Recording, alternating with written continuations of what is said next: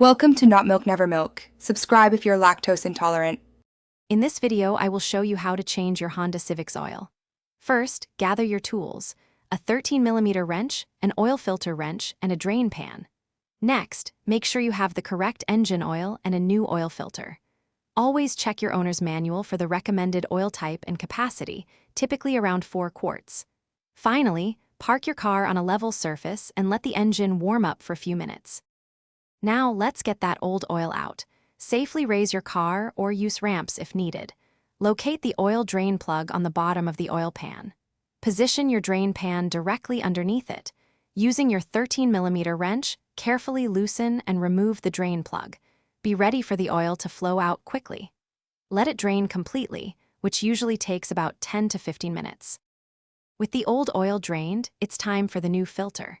Locate the old oil filter, usually near the front of the engine. Use your oil filter wrench to loosen and remove it.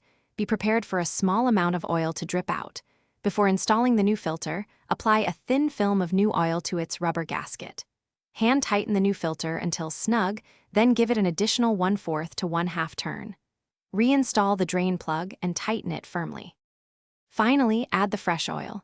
Locate your oil fill cap, usually marked with an oil can symbol. Carefully pour in the recommended amount of new engine oil, typically around 4 quarts.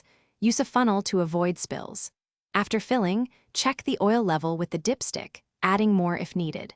Start the engine for about 30 seconds, then turn it off. Recheck the oil level and inspect for any leaks around the drain plug and filter. Don't forget to check the description for a link to the Shark AI Ultra Robot Vacuum and other great deals.